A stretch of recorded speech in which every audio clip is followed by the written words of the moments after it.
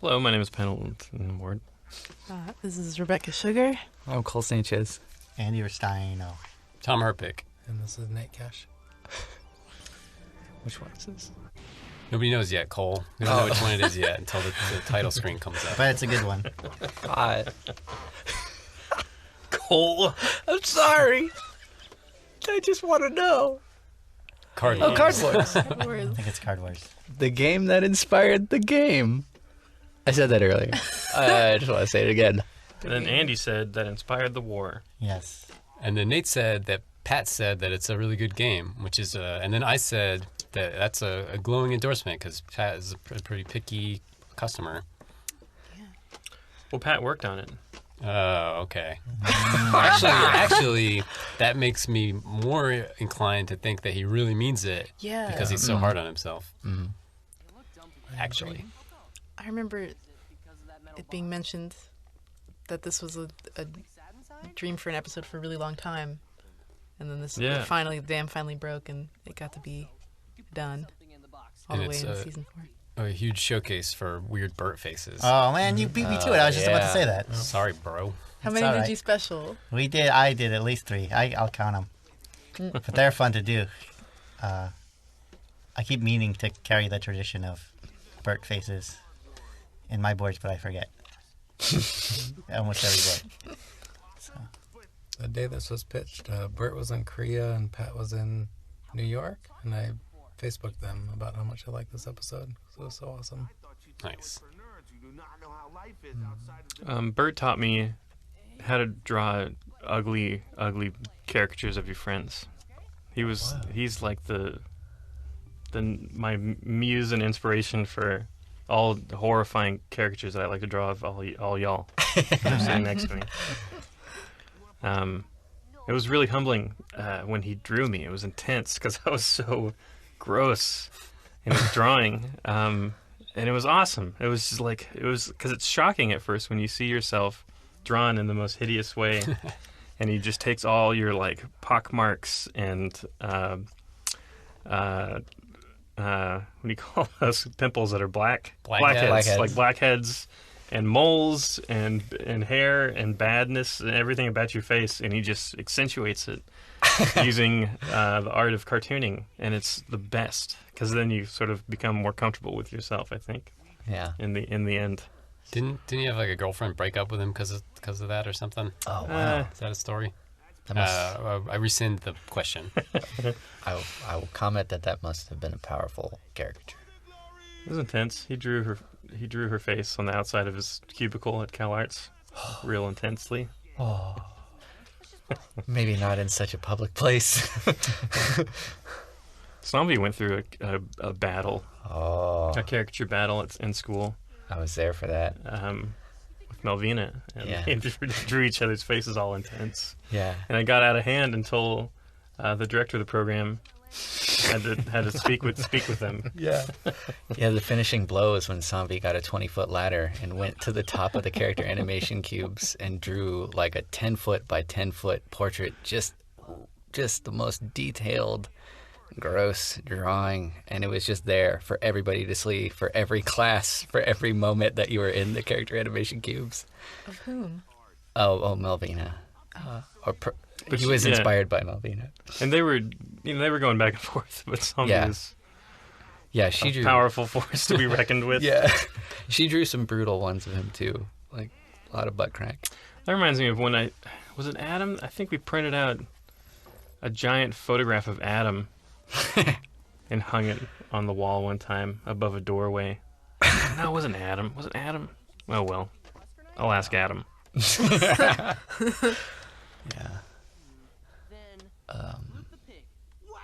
Has anybody played Card Wars? I have not.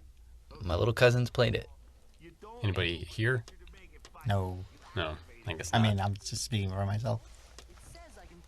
I think it's safe to say that if anyone has played it, they would have spoken up by now. Maybe this is part of their Card Wars strategy. No one's gonna know I played it. Since I'm not actually Pat and Adam and I all played it in our minds when we were writing this outline. Doesn't count. Well, because I was going to ask about like how faithful it is, like the to this. Can't tell you. No. There's one of the faces. Wild bird drawing. Cornfields are awesome. What makes you think you know so much about card wars? It's just logic. Your turn. You're supposed to discard a card and pick up a new one first. Wild something appears. Yeah. Oh. Bird face. No. Okay. A wild bird face. It is I was saying effective. wild bird face before that thing even existed. That might not be true. I activate my ancient scholar to begin studying. And I Was Floop the pig something that Bert wrote? Is Bert or Somebody? No. That was in that lane. That's inspired by a certain game. Oh, okay. Oh, I just ate a disgusting cherry. Yeah. It was intensely gross. Yeah. It's got a rather pungent flavor. Oh. Yeah, this was a long time in the making. I think we wanted to do something like Card Wars first season, Pat and I, because we were stoked on There's the best one. card games. Oh, yeah, that's awesome. Oh, that one might be better. Scarier. There should be a nose there.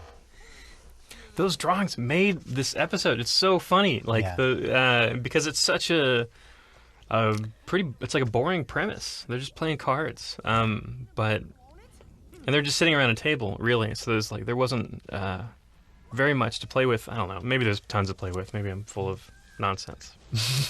Well, I mean, it's pretty like a subdued thing. It was so entertaining, at least for me to watch. I was so excited when I saw this and happy how it came out. That's what I liked, is the stakes were so psychological and it wasn't anything about the actual game. It feels like you're actually playing a game when you're like talking trash on somebody and you're making faces at them. Take this. Wandering bald man card. Crack this up. Like when we were writing that. Yeah. And Pat likes pigs. That's why that pig was in there. Oh, a pig in the cornfield, right? Pat, we were all playing on I flooped the pig. in that game you can write a book, and Pat wrote this story about a pig that wears two hats, and it goes to the county fair, and like I think everybody is really into the pig with two hats, and he wrote it and he put it in this public chest library that everybody could go and find, and it was like the greatest treasure on that map. So we all fought all the other griefers to keep it safe. I don't even know if I could tell that story for copyright. You can tell it. I was inspired by it. It's great. Yeah. What? Pat, Penn, Cole, and a few other people had a huge building somewhere in that same game. And it took me 2 days to get there.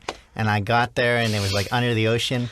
And I got there right as Pat had surfaced, and he thought I was some stranger, and I had no way to talk to them. And I was just learning the game, and he kept trying to convince me to go to this library. He wanted to lead me away from their secret base, and I drowned because I didn't know how to swim, and I busted my my boat, so I never made it to the secret base.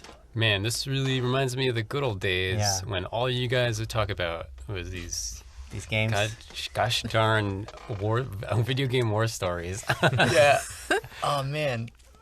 It was just like constantly defending our base all the time from people, and we'd have to just be like quiet, and we couldn't, we had to like go through trap doors that led into the entrance so that people couldn't find the light that led to the entrance. There was a whisper command in the game where you couldn't, if you actually typed anything to the chat, it would broadcast it out for like a couple in-game miles. Yeah. So you had to type /whisper space, hey Cole, what's up? How you doing? And you could only do that within a 2-block radius of the other player in-game. Yeah. It's intense. Yeah.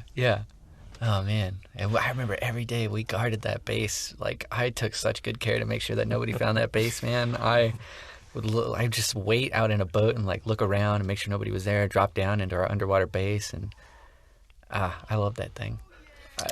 Justin Roiland also was at that base helping us out. Yeah. he was, yeah. Now we play on a server that's griefer free.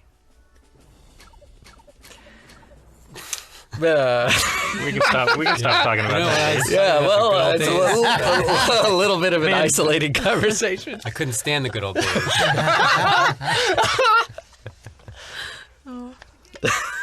No offense. No, it's okay. We don't do that very often. That big rainbow effect behind Jake. I like it. Pretty stylized. It is nice. It's like when they put you under a parachute when you're a kid and you run it Whoa, around. Oh, yeah. That's specific. I did that. Mm-hmm. How come they were all rainbow parachutes? Pretty. They were pretty. That seems like a Clarence idea. Maybe you could sell it to him. I got $20. I'm just thinking about games. Yeah, me too. I want to get another base going. But I have the pluses. In your face, Yeah. Steve. It's like this game. I think that was Adam. Those plus eyes. It's pretty. All the BMO skateboard stuff. It's my favorite thing going on. The little clip. Yeah, I thought it was real funny. And Adam drew a lot of that stuff. Remember Eric Fountain was talking about how he was super funny, I thought. I thought it was really cute. And we always tried to stay true to it. I know Nate skateboards. There's only a few people who really skateboard. Yeah. And Nate would pose it out so that it was like for real. Real moves.